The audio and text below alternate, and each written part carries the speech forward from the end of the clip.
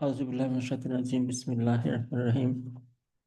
Today we do part 3 of the series Narcissism, Zionism, and Islam. In part 3, we talk about how the healing begins. This is about personal development, personal growth. As we discussed, narcissism is not something strange.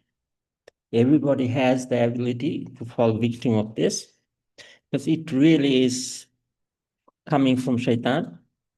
So today we discuss how to get out of it.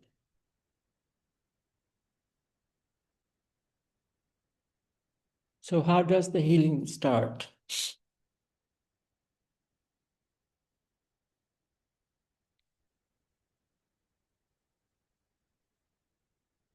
Several foundational discussion. It is unique about Islam to see intention defining outcome. So outcome is actually part of universal order, qadr. So we don't get credit for the outcome. Outcome is fixed. We get credit for our intention. Only freedom we have is the freedom of intention. Second one, again, unique to Islam, seeking knowledge is an obligation. In layman's term, you are driving and police stops you, it said you are speeding, right? And you cannot tell the police that, oh, I did not know the rule, right? It doesn't. As a citizen, you have to have the basic knowledge of things that you're involved in. You cannot say, well, murder is a crime. I had no idea. It's very similar. In Islam, it's actually formalized. Seeking knowledge is an obligation. Every sane person must seek knowledge. Next one, cure to ignorance is to ask questions. It's uniquely Islamic. From Prophet Adam to Prophet Muhammad, it was the same rule. And you can see this throughout history. All servants and scholars and prophets use the technique of question and answer. We discussed that before. But what is unique about this one, Prophet Muhammad said, you have to ask questions. You have to seek knowledge. But how do you seek knowledge? Is by asking questions. And we discussed before, it could be question you ask to Allah, meaning you seek knowledge from Allah, which is from Quran and Hadith, and even guidance. You can always seek guidance. You don't need any intermediary. So this is the unique formula. And they are really unique to Islam. If you find in history that somebody else used it, it came from some prophet.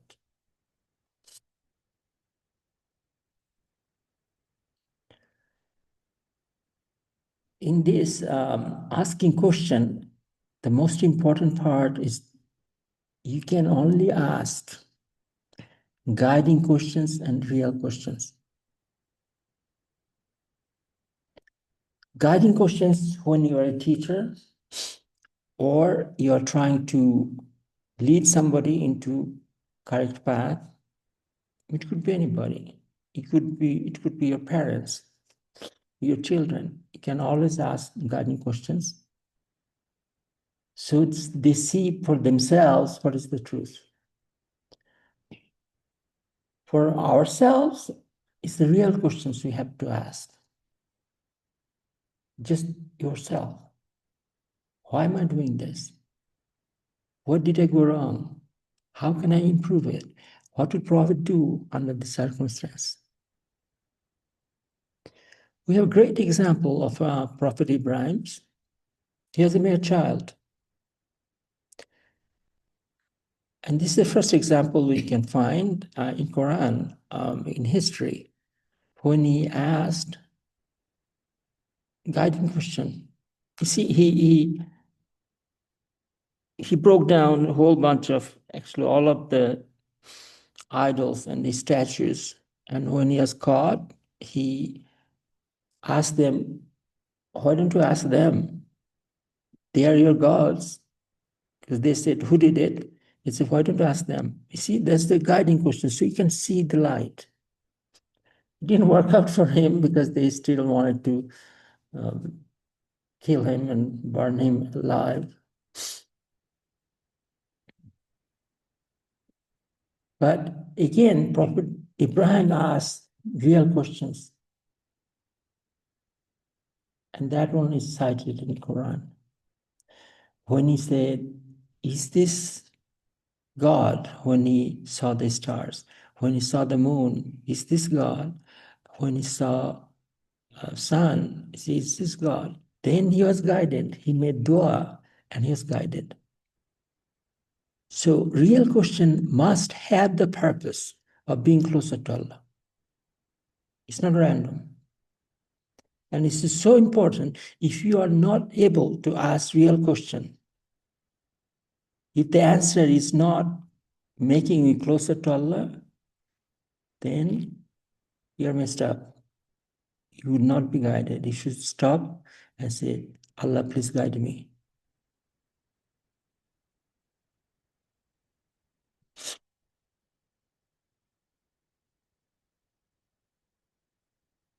By contrast, we have Bani Israel question.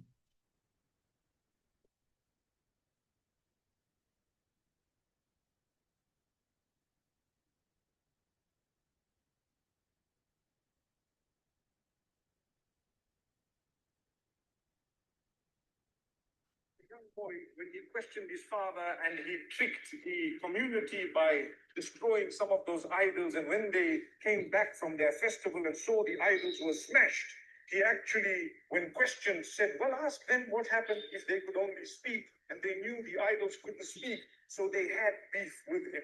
They really did not like what he did. They wanted to get back at him. They expelled him from the community at some point. They tried to harm him, and Allah always saved him. But he looked at, when he went to a place called Haran, and out in the open, he saw the stars. And he says, you know what? These stars are better than the idols that my father was carving. He did not worship the stars. He only considered the greatness of the stars. And then he says, no, no, no. When the stars began to disappear, he said, it can't be. This can't be my Lord. And then a little while later, saw the moon, beautiful, nice, bright, shining moon. He looked at the moon, he says, well, this is shining brighter than the stars. This is actually even better. He did not worship the moon, but he was considering, looking for his creator. Who created me? Who made me? And so when he looked at the moon, and the moon began to also set, the moon sets, and it began to disappear. He said, that can't be my Lord. He says, oh, my Lord, if you're not going to guide me, whoever you are, I'm going to be misguided. You guide me. The prayer and supplication for guidance. Ibrahim ended up making dua that if you do not guide me, who will guide me? Guide us to the straight path. We repeat it every day. Wallahi, my brothers, my sisters, the dua, the supplication you make, the most powerful of all of them is to ask Allah for guidance. May Allah guide me and guide all of us and keep us on the straight path. So Ibrahim alayhi salam. So how often we actually make dua before asking a question? I don't even know anybody does that. Yet that's a condition to be guided.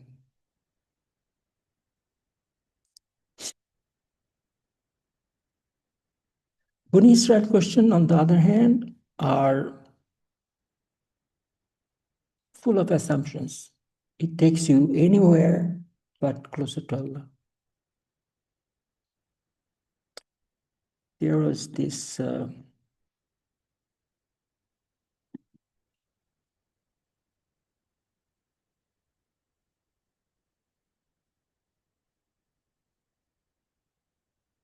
It went away. Anyway, there are many examples of Bani Israel questions, and I think we'll come across that. One typical one that I always use is, does your mother know you're gay? Right? It already assumes that you're gay. And if you answer yes, then you're gay. And if you answer no, you're still gay. So as silly as it sounds, any question you ask that is not intended to please Allah are Bani Israel questions. They are like that. It has no positive outcome. And we see some examples of that.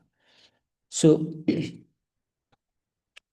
is a graph we use to use the so-called knowledge model. We have to have good intention. And good intention, only good intention is to please Allah. Nothing else. You're not trying to do anything other than pleasing Allah. So these little questions that we come across are called mantiq question. Mantiq is the word translated as fuzzy logic. It was in Quran, of course, and sure enough, it was translated in English by an Armenian Iranian professor some time ago, and he translated it as fuzzy logic, and that became a branch of mathematics, believe it or not. But in Islam, it's inherent to Islam is quest. You have to have mantiq questions. A judge has to ask these questions. Only then you can increase your knowledge. No other way. If your intention is false, it doesn't matter what question you ask, you'll always get support for your false assumptions. Allah literally pushes you away from knowledge, pushes you towards ignorance. So true intention of pleasing Allah is the primary condition. Without that, there is no process. Nothing can save you.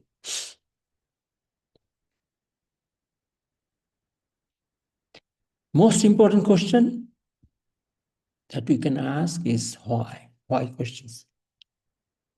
It turns out this is the most dreaded question in the West.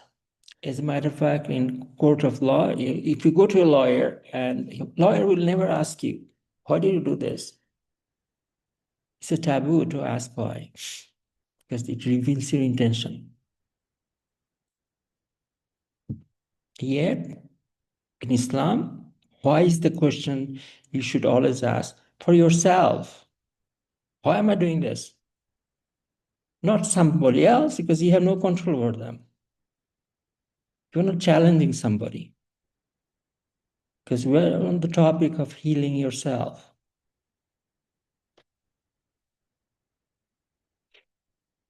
I give an example.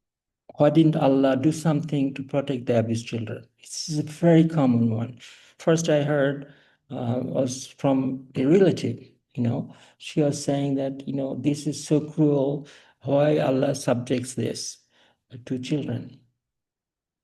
Why children have to suffer? So what is the underlying assumption? What are you asking me? Allah made a mistake. What could be the answer? Even if Allah gives you an answer, what could that be that will satisfy you? Because you already assume that there's a mistake here. So Allah is going to tell you that, there's a purpose. And if Allah does, which I told that Allah does say that everything has a purpose, immediately the question arises, why children? Well, Quran says children are a test for parents. So Allah is not testing the children. because this is something that they are not done. But again, you need the knowledge that Allah does not test children under 7 because they are perfect. Children are the test for parents, the abusers, adults. And this process is not known in the West. Even Muslims don't care to know the detail. So, oh, only then they're able to. The person who asked me this question a long time ago is a Muslim, but challenging Allah's authority. So there is no need to ask this kind of question. And of course, you can ask to increase your yaqeen. Then you have to be satisfied. Once you get the answer that Allah is testing, then you repeat. And I've seen many people who were abused as a child. They asked the question and they got the answer and they made sure that their children are protected. If you are not guided, you know what happens? You make sure that you do the same to your children what was done to you. From the same event, you can go to heaven or you can go to hell. And this is the point of narcissism. Narcissistic person makes sure that everybody suffers like he had or she had. Islam is about stopping that cycle. Allah said, if you start a new cycle, you're liable for a whole until the day of judgment. Prophet Moses complemented that by saying, if you break a cycle, which is a terrible cycle, then you get rewarded. So if you're an abused child, you break it only to children, you get rewarded the rest of until the day of judgment. And if you are not an abused child and you started the abuse, you're liable rest of until the day of judgment.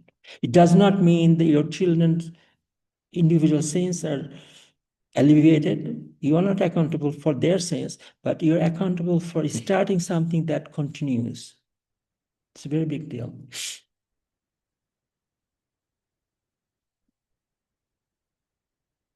See, we have a great example in Quran when Prophet Musa told his people to sacrifice a cow. Right away, they said, are you joking? It's a question, you realize that. Are you joking? What is the assumption? The prophet, the most righteous man, is kidding around about Allah. What kind of assumption is that?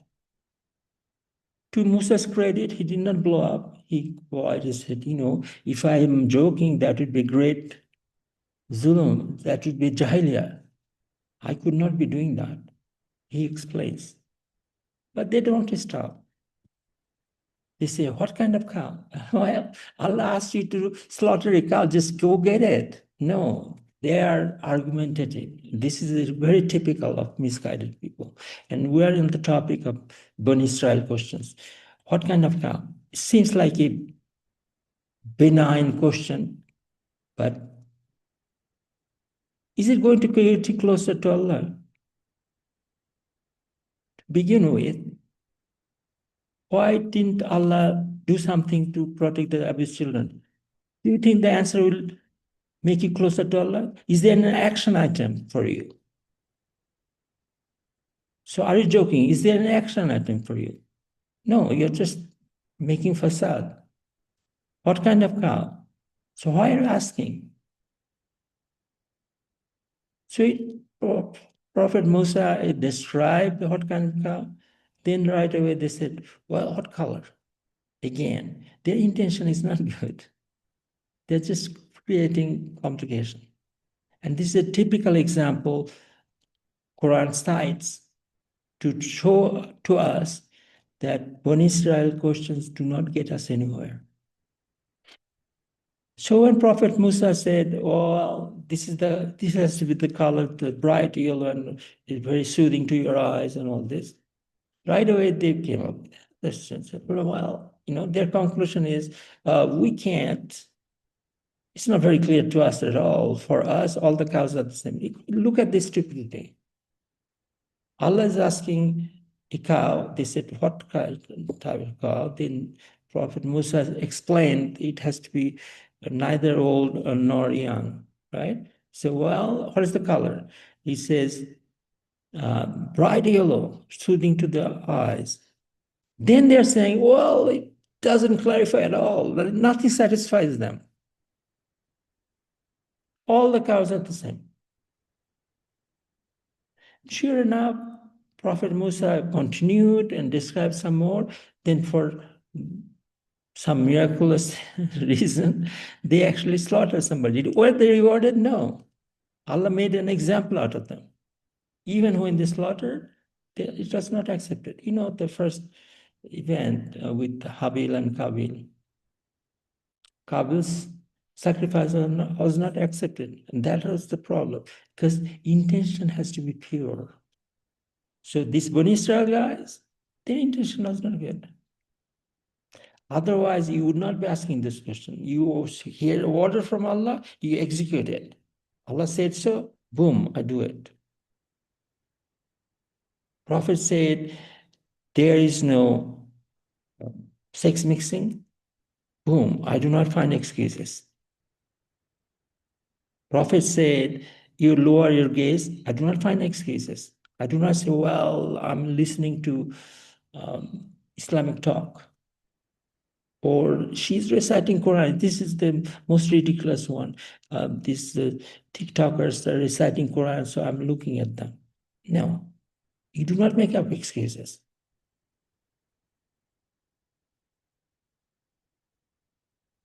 And of course, Allah said very clearly, you are not to ask. You are not to ask Bani Israel type questions. It's an order. See? Whoever trades belief for disbelief, kufr, that's truly. So asking Bani Israel question is a kufr. Very clearly. Allah says that in Surah Baqarah.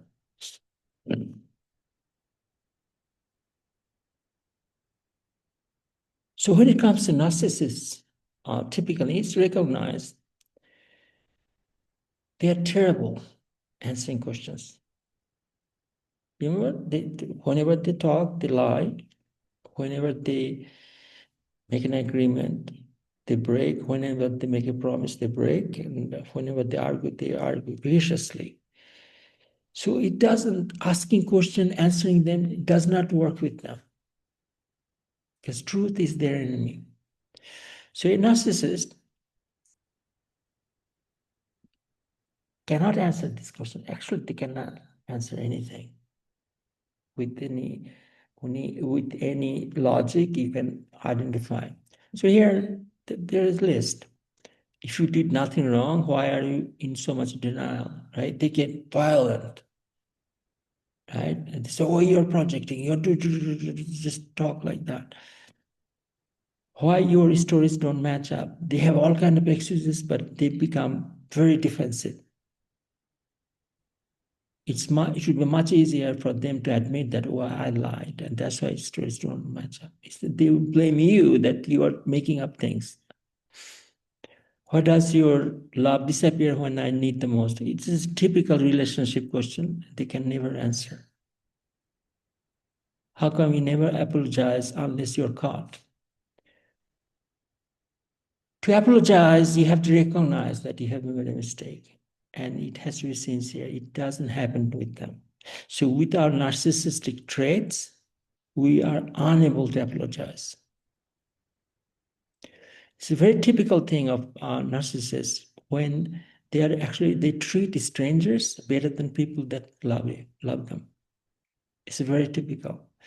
When I was growing up, I started to see that, and I was confused. And my mother explained at the time that there are people who are kinder to strangers. There's a term for it. And now I understand where it is coming from. Because they want confirmation, they want validation from strangers. It's easier to do because strangers don't love them. Strangers do not know them. So it's easier to fool them. So they try to get validation from strangers. It's other questions. Questions is something that is not good for Shaitan and his followers.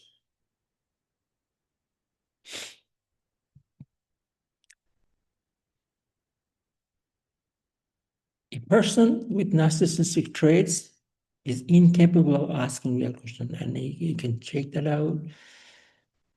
Anytime you cannot ask a real question, you know you have nifaq, you know you have hypocrisy in you.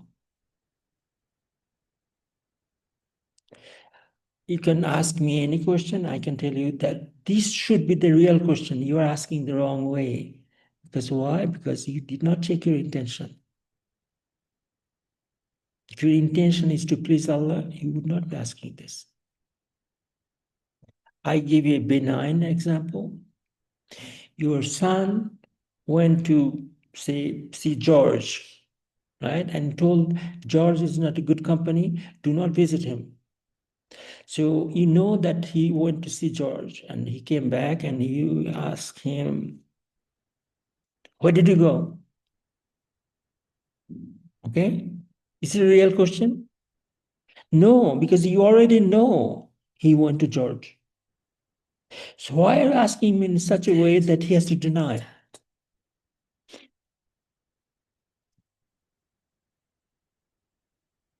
So the real question would be, whatever your son's name is, say Steve.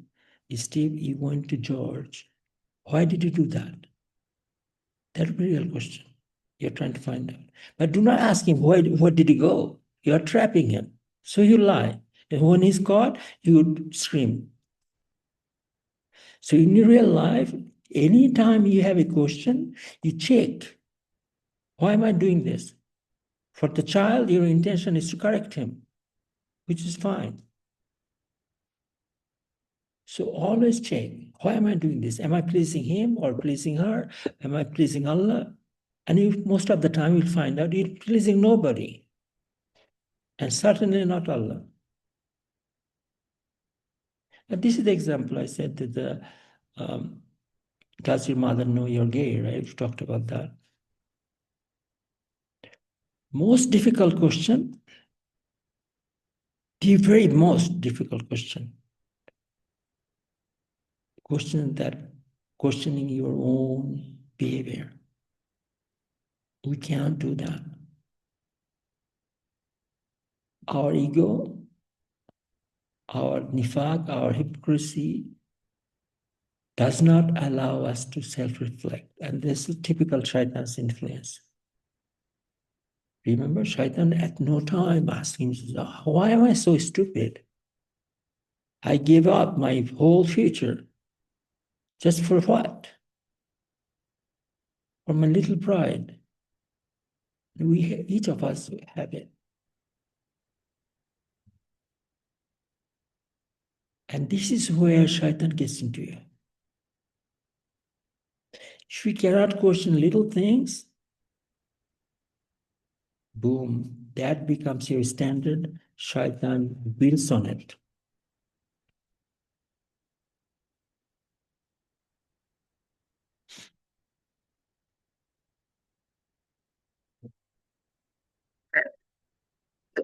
Because we've created a generation of narcissistic women. And what's happened is the rise of social media and the rise of online dating and the rise of feminism has taught women that they are not to blame for any poor choices. Every poor choice is glamorized. So if you want to be a sex worker, it's great. If you want to post in bikini pictures online, it's fine. If you want to be with it, every poor choice is glamorized, and every internal reflection is seen as gaslighting yourself. So they've even got terms for internal reflection to prevent it happening. And so what will happen is they are trained to not reflect on themselves because we've been told we've been oppressed for so many years. Now it's time to make sure we project. And so we don't take any accountability. And as a result, when we get into relationships, if we don't feel completely soothed all the time, he must be a narcissist. He must be a manipulator. He must be gaslighting. He, rather than I. And unfortunately, we've got an online market that caters to that wounded woman, that caters to that entitled woman, because we've created a generation of narcissists. You see how we become automatically victim. Everybody else is aggressor. Everybody else is narcissist. All you have to do is look at our own behavior and question that. Instead, we are questioning everybody else. And this is a very good point made by this lady.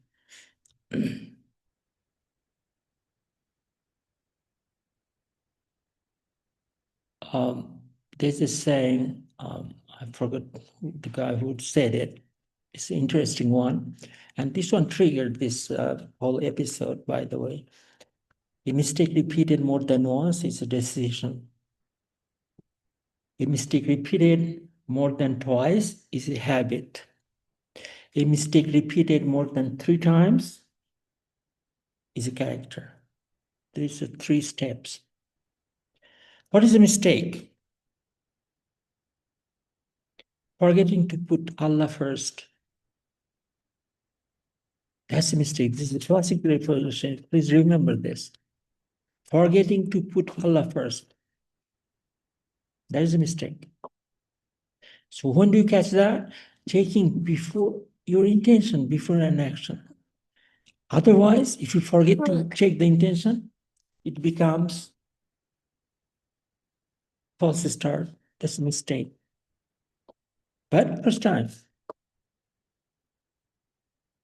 Forgetting is a mistake, but consciously repeating it is not. It's no longer a mistake. It's a decision. And for every decision, based on false intention, it's a sin. Right at that point. So who does this decision before doing anything else? Do you know? Who decides before doing the research that need to be Rahma? Who decides first? It's our good old shaitan. This is the shaitanic model. You decide first, then you disinform, you lie about it, you lie some more, then you justify when you're caught. You see how simple thing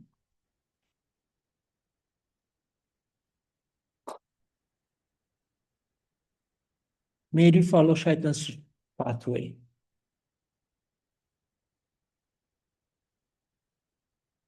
You made a mistake. It's a small mistake, but you repeated it.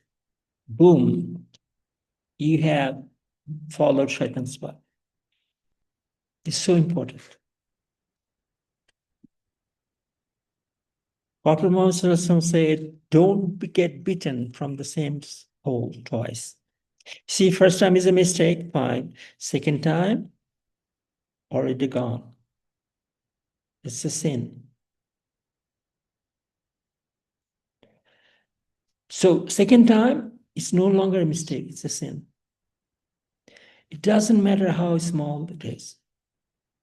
Prophet Muhammad again said, even small sins keep a dark spot on our heart. You repeat it, it becomes darker and darker. And soon, your heart becomes rigid. You know, the heart, qalb in Arabic, means turning. When it becomes rigid, it has changed its natural trait of turning. It becomes unable to turn to Allah. So, shaitan is very tricky. And there's this outstanding narration where a priest who was worshipping for 60 years and shaitan could not mislead him. So what did happen? They brought good brothers with all good intention. They brought a lady to be treated by him, and that triggered the process. Simple. There was fornication, there was pregnancy, there was killing, and then at the end, the guy died in a state of sujood to shaitan. And this is the outcome. It starts with very small opening, ends with submission to shaitan instead of Allah. What a great loss, 60 years of worshipping. So we have to recognize how shaitan works, attacks. In Surah Baqarah, Surah Nisa, 119, shaitan said, I will invoke dalala. Dalala is cognitive dissonance. Your ability to, you are unable to think logically. You become irrational. That's the first one shaitan attacks. Then it blinds you with lust. Again, second one.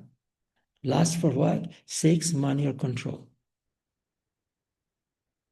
Third, now the word order is used. It's no longer instigating. It's no longer invoking. It's done.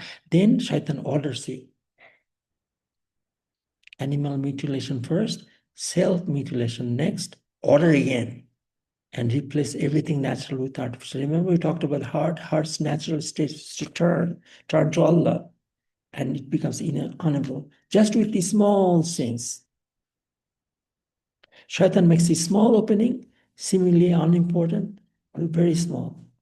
You say, well, it's a little thing, just let them go, don't burden them too much. That's how shaitan enters. Little things count. The idea is to stop right there. The moment you identify this is not right-headed. And how do you do that? Ask the question, why am I doing this? Is it to please Allah? Small things. Then do astaghfir. Return to Allah and seek refuge in Allah from shaitan. There's no harm in saying Auzubillah min shaitan rajim. Astaghfirullah, Auzubillah min shaitan rajim. Very, very easy. And return to your logic. We call that aql. Without aql, we are not even human being. We are worse than animal. So return to the logical thinking. You see, first one shaitan took, you have to go back. Say, I'm not surrendering my aql to shaitan. I want to get back. And that's how you return. So it's a matter of recognizing small openings that you gave to shaitan. Very small. In your own life history, it's easy to talk about the others. The most difficult one is to identify in your own life what is small opening you give. Then I can tell you that will lead to, just like the priest, ultimate surrender to shaitan. A typical one, I'm a female talking to a guy that is non-Muharram, just randomly talking. Sometimes it happens that in a group, but I'm in a party, I'm talking to a guy. Oh, what's wrong with this? His wife is there, or his girlfriend is there. What doesn't matter? Looks like nothing exotic. Just a random discussion.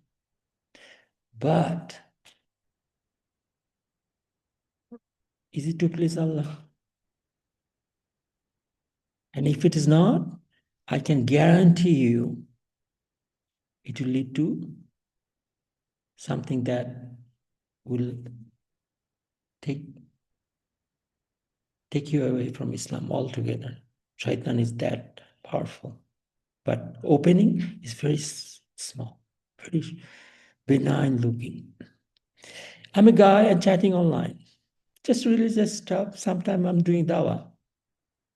Is it allowed?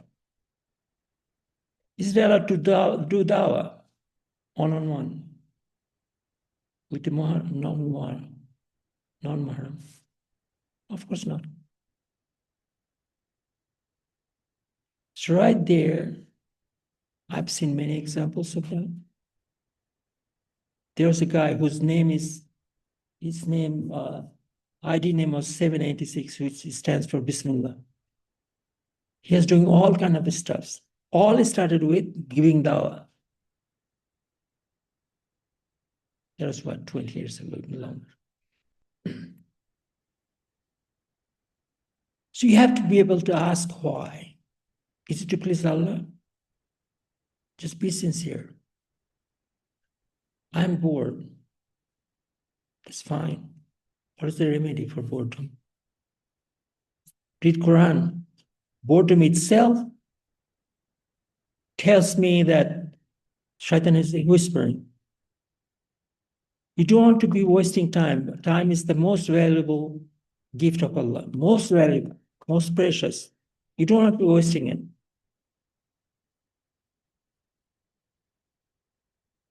So if you catch right there, is to please Allah, don't justify it. Stop right there. Astaghfirullah. Auzubillahi minash shaitanir rajim. You ask the question, I'm going to do this. What did the Prophet do under these circumstances? Is this something that I can write home about? Can I be proud on the day of judgment that I did this?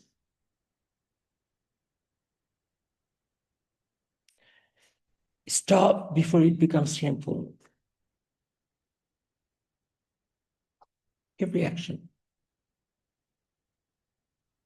And of course, at the end of the day, we have Vedr prayer, where we actually do self-reflection.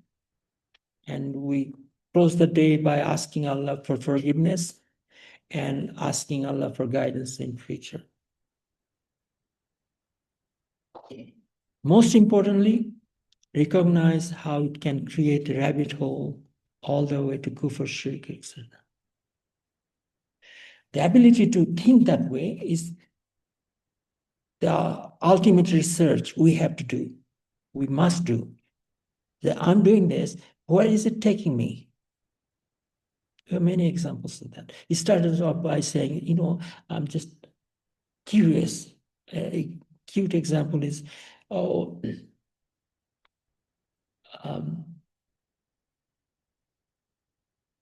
extraterrestrial life. Before you know, they're Googling all kind of nonsense. You have to ask why. Why do you want to know? And you know what? I have many stories where this little curiosity led people to go for shirk and everything. Once you are traveling that path, it's very hard to come back. It's possible, but it's very difficult. Remember, if the intention is not to please Allah, it's a sin. That's the classic definition of sin. Doesn't matter what we learn in new science. Islamic definition of sin is to start with the intention. If it is not serving the purpose of creation, our purpose is to obey Allah with love, lovingly. If that's not the purpose, your intention is false. And false start does not take you anywhere. All sins lead to ultimate collapse of Iman. So we'll stop here, and the next one will look at the process, how we get disconnected from our Creator. With that, I will end today's discussion. Assalamu alaikum.